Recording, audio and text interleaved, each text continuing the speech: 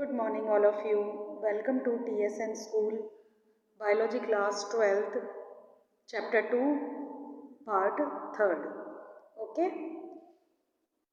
Last video में हमने discuss किया था agents of pollination, 3 types of agents: water pollination, wind pollination and insect pollination, right? Now, wind pollination, other name is anemophily. Other name is anemophily. इसके कुछ characters हैं। Pollen grains इसमें light and dry होते हैं। Y? Because वो easily flow हो सके, dispersed हो सके, राइट? फ्लावर इसका स्मॉल होता है, colourless and odourless. Colourless odourless का मतलब क्या हुआ? इसमें कोई कलर नहीं होता है और ना ही कोई इसमें स्मेल होती है। Okay? Anther have long filament and are abundant. It means इसका एंथर जो होता है उसमें लॉन्ग सा एक फिलामेंट प्रेजेंट होता है। Stigma sticky and feathery.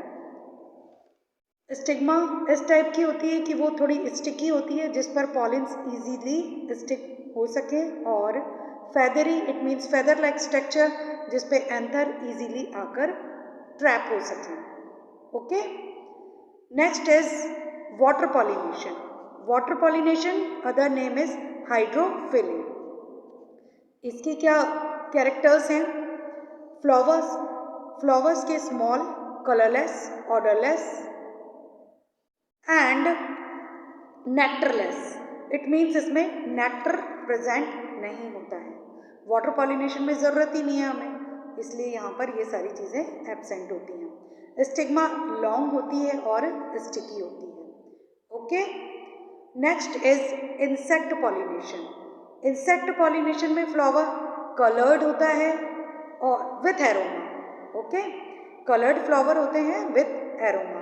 Coloured होते हैं तो इसमें ब्लू कलर के अगर फ्लावर हैं तो वो अट्रैक्ट करते हैं बीज को। हनी बीज इनको अट्रैक्ट करते हैं, और अगर रेड कलर के फ्लावर होंगे तो वो बटरफ्लाई को अट्रैक्ट करते हैं। Next topic is pollen pistol interaction, जो हम थोड़ा सा डिटेल में स्टडी करेंगे। इसमें एक स्ट्रक्चर दिखाया है जिसमें आपको एक पूरा पिस्टल और पॉलन के इंटरैक्शन के बारे में आपको डिस्कस करते हैं हम लोग। Okay?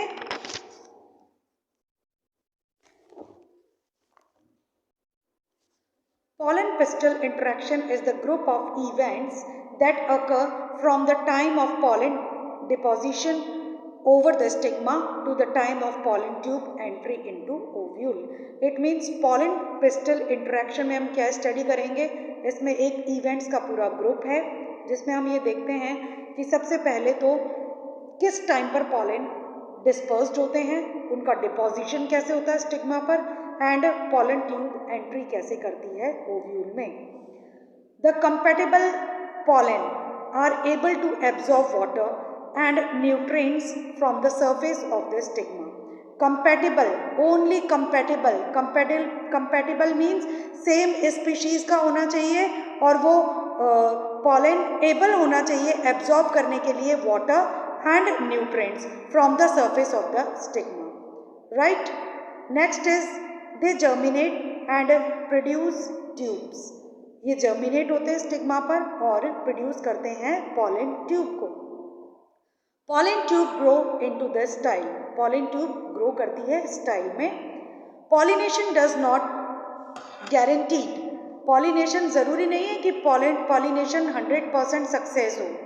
The transfer of right type of pollen compatible pollen, यानी जो ट्रांसफर हो रहा है पॉलन ग्रेन्स का वो बिल्कुल सही तरीके से हो, राइट टाइप के अगर पॉलन हो तभी वो होगा, और इस टाइप के जो पॉलन्स होते हैं उन्हें हम कंपैटिबल पॉलन्स कहते हैं, right? Next is often pollen of the wrong type either from other species और from the same plant self incompatible. It means अगर रॉन्ग टाइप के अगर पॉलन्स आ जाते हैं उस स्टिग्मा पर तो वो जर्मिनेट नहीं होते हैं, और इस क्वालिटी को हम बोलते हैं self incompatible. The pistil has the ability to recognise the pollen. Pistil में ये एबिलिटी होती है कि वो रिकॉग्नाइज कर सके किसको? पॉलन को। whether it is the right type of wrong type.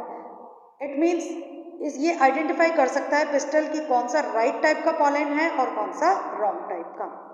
If it is the right type, अगर ये राइट टाइप का होता है, द पिस्टल एक्सेप्ट, उसको एक्सेप्ट करता है, and promote post pollination events, और फिर वो उसको आगे प्रमोट करता है किसके लिए, पोस्ट पॉलिनेशन इवेंट्स के लिए, और वो आगे जाके फर्टिलाइजेशन करता है. Right. If it is the wrong type, the pistil reject the pollen by preventing pollen germination on the stigma or pollen tube. अगर wrong type के pollens land करते हैं तो पिस्टल उसको रिजेक्ट कर देता है. ओके. और ये रिजेक्शन किस पे डिपेंड करता है, ये पिस्टल और पॉलन के बीच में एक केमिकल सीक्रेट होता है जिससे पिस्टल उसको आइडेंटिफाई कर पाता है कि भाई ये राइट टाइप का है या रॉन्ग टाइप का. Okay.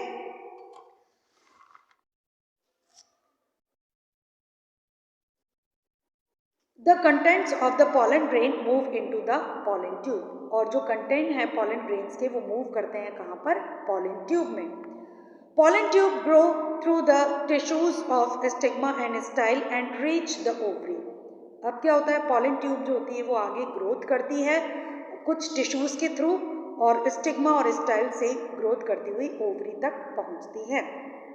Next topic is generation of pollen tube. It is the only compatible pollination. The pollen grains germinate on the stigma to produce a pollen tube through one of the germ pore. Right? अगर compatible pollination हो रहा है, it means right type के pollen आकर germinate हो रहे हैं, तो क्या होता है, स्टिग्मा प्रोड्यूस करती है, स्टिग्मा के थ्रू ये सीधे स्टाइल तक पहुंचते हैं और स्टाइल से पहुंचने पर ये ओवरी पर जाते हैं एक जर्म पोर के थ्रू. तो जर्म पोर हमने जब पहले डिस्कस किया था पॉलन ग्रेन का स्ट्रक्चर, उसमें हमने देखा था एक्साइन और इंटाइन. तो एक्साइन जिस पोर पर प्रेजेंट नहीं होती उसे हम जर्म पोर बोलते हैं और वहीं से ही पॉलन ट्यूब ग्रो करती है.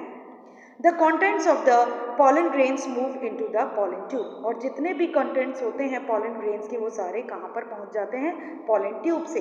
Pollen tube grow into the ovary और पॉलन ट्यूब ग्रो करते हैं ओवरी में.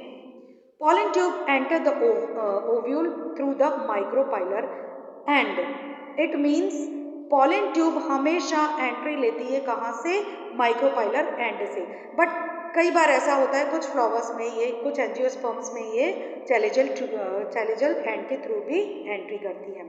Then enters one of synergid through the filiform apparatus. और उसके बाद ये सिनर्गिड जो 2 सेल्स थी एग सेल के दोनों साइड में, वो सिनर्गिड में एंटर करता है फिलीफॉर्म अपरेटस के through. All these events are referred as pollen pistil interaction. और हमने ये अभी तक जितने भी पॉइंट डिस्कस किए हैं ये सारे pollen pistil interaction को शो करते हैं. It is a dynamic process. ये डायनेमिक प्रोसेस है इन्वॉल्विंग पॉलन रिकोनाइजेशन. एक इसमें इन्वॉल्वमेंट होता है पॉलन का रिकोनाइजेशन फॉलोड बाय प्रमोशन और इनहिबिशन ऑफ द पॉलन. और उसके बाद अगर राइट टाइप का होगा तो उसका प्रमोशन होगा आगे ओव्यूल में, और नहीं तो वो वहीं पे इनहिबिट हो जाएगा. Next is artificial hybridisation. Artificial hybridisation ये 3 टाइप से होता है. फर्स्ट टाइप है इसका इमैस्कुलेशन. इमैस्कुलेशन में रिमूवल ऑफ एंथर्स, यानी इसमें हम क्या करते हैं, हैंड से, अपने हैंड से फॉर्सेप लेकर एंथर को हम रिमूव कर देते हैं और क्रॉस पॉलिनेशन को हम चाहते हैं कि क्रॉस पॉलिनेशन हो जिससे हाइब्रिडाइजेशन की पोजीशन हो. Next is bagging. बैगिंग में हम क्या करते हैं, एक बटर पेपर एक बैग लेते हैं और उसको हम स्टिग्मा को उससे हम टैग कर देते हैं ताकि कंटेमिनेशन ना हो. इसी तरीके से थर्ड टाइप है रबिंग का. रबिंग में हम क्या करते हैं, रब करके एंथर या स्टिग्मा को हम रब करके उसको हम फिनिश कर देते हैं. इसके लिए एक आपके सिलेबस में एक प्रैक्टिकल है बेटा, जो मैं थोड़ा सा आपको एक्सप्लेन कर देती हूँ. पॉलन जर्मिनेशन ऑन स्लाइड, है ना. तो उसमें हम क्या करते हैं, एक शुगर सॉल्यूशन लेते हैं, 10% शुगर सॉल्यूशन. 10% शुगर सॉल्यूशन लेने के बाद हम कुछ, जैसे हमने लिया हिबिस्कस का पॉलन लिया, और उसको स्लाइड पर रखकर उसके ऊपर हम 1 ड्रॉप हम शुगर सॉल्यूशन डाल देते हैं और उसको एज इट इज़ रख देते हैं 10 मिनट्स के लिए। आफ्टर 10 मिनट्स हम क्या देखते हैं कि पॉलन ट्यूब उसमें ग्रो हो गई है। तो ये पॉलन जर्मिनेशन का एक प्रोसेस है जो मैंने आपसे डिस्कस किया है। ओके, आज हम इतना ही करते हैं, ठीक है। I hope you understand. Okay बेटा।